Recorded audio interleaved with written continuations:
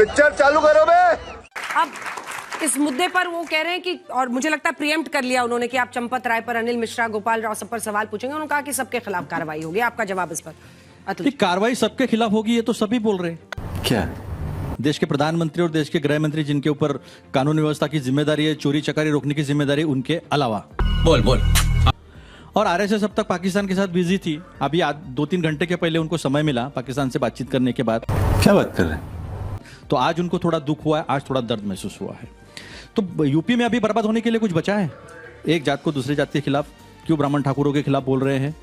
क्यों कानून के बजाय बुलडोजर चल रहा है? क्यों सिलेक्टिव लोगों के यहाँ चल रहे हैं? अच्छा ठीक है। क्या मुसलमान इस देश के नागरिक नहीं है? बात करोगे अभी वक्त का? तो एक शेर कहा है, ये सब क्या देखना पड़ रहा है? अच्छा है मैं अंधा हूं कि लश्कर भी तुम्हारा है, सरदार भी तुम्हारा है, तुम झूठ को सच लिख दो, अखबार भी तुम्हारा है। इस दौर के फरियादी जाए तो जाए कहां? कानून तुम्हारा है, दरबार भी तुम्हारा। ये इमरजेंसी में लिखा गया था। सूरज की तपन तुमसे बर्दाश्त कहां होगी? एक मोम के पुतले से किरदार तुम्हारा। तो वक्त के साथ सुधांशु जी लागू होता है। अभी आपने 1 2 3 4 सही पकड़े हैं। एक्सेप्ट करना पड़ा। जो वैक्सीन जल्दी में दी ना, जो हार्ट अटैक से मौत हो रही ना, हम तो पब्लिक में काम करते हैं, हर 100 में से 101वीं मौत जो है ना वो हार्ट अटैक से होती है, और वो खून के जमा होने से होती है। सुप्रीम कोर्ट में भी आपको ये बोलना पड़ा, मानना पड़ा कि वैक्सीन गलत तरीके से दी गई थी। अच्छा ठीक है। अब दूसरी बात पे बोला गया वैक्सीन गलत तरीके से नहीं, ऐसा नहीं हो सकता। आपको सब सबूत देता हूं। मैंने बीच में आपको कहा गया वैक्सीन ये सब डॉक्टर ने एक्सेप्ट किया है। सुप्रीम कोर्ट का नाम लेके आप झूठ बोल रहे हैं। ये आपको ठीक नहीं लगता, आपको शोभा नहीं देता है। आप बाद में बोलिए ना। आपने इतना बोला, मैंने बोला बीच में। आपने एसआईटी की बात की।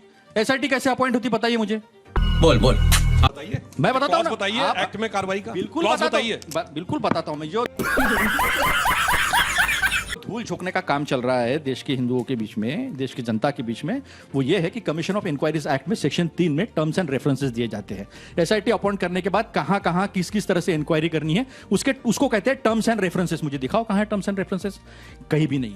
क्या बात कर रहे हैं? दूसरी बात, जो दीपक पाटिल ने कहा है, गोपाल राय ने जो पैसा लेकर वहां पर गए हैं, 2021 से लेकर बीदर के जो आपके विधायक है, वहां पर जिस तरह से जमीनें खरीदी की गई है, जहां से कॉन्ट्रैक्टर से 40% कमीशन लिया गया है।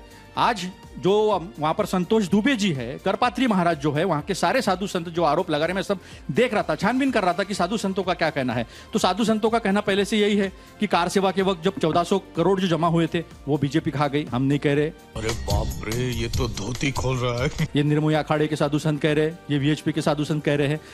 जो दुबे जी है, संतोष दुबे जी, जिन्होंने कहा है कि मेरी हड्डियां टूटी है, मैंने पूरा जीवन यहाँ बिताया है, वो तो गंदे गंदे आरोप कर रहे हैं। मगर क्यों?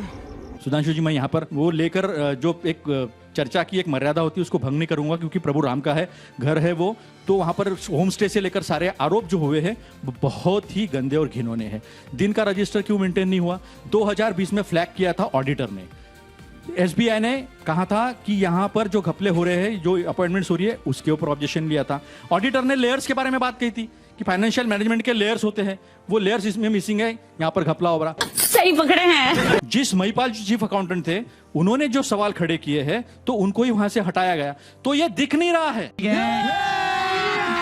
अभी मजा आएगा ना भिड़ो। न्याय होना चाहिए, लेकिन न्याय होते हुए दिखना भी चाहिए। तो आप मुझे बताइए कहां दिख रहा है?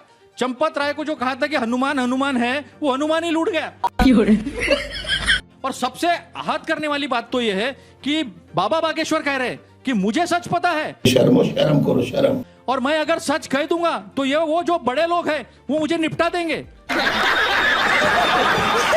और वही अकेले नहीं करे जिन्होंने बहुतों को निपटाया। वो ब्रजभूषण शरण सिंह, जिसने 1000 महिला को खराब किया, और आपके सरकार ने संसद के बाहर देश को मेडल देने वाली महिलाओं को खींचा ना, घसीटा जो है ना, वो कह रहा है कि मुझे भी सच्चाई पता है, मैं अगर बोल दूंगा तो मुझे ये लोग निपटा देंगे। कौन है ये लोग? कौन है ये लोग? कहां से आते हैं? कौन इनको निपटा देंगे? बागेश्वर धाम जी को। अरे बाप रे, ये तो धोती खोल रहा है। मैं नहीं कह रहा हूं, ये बागेश्वर धाम जी कह रहे हैं। कहां पे कहा, किसके लिए कहा? कोट करिए।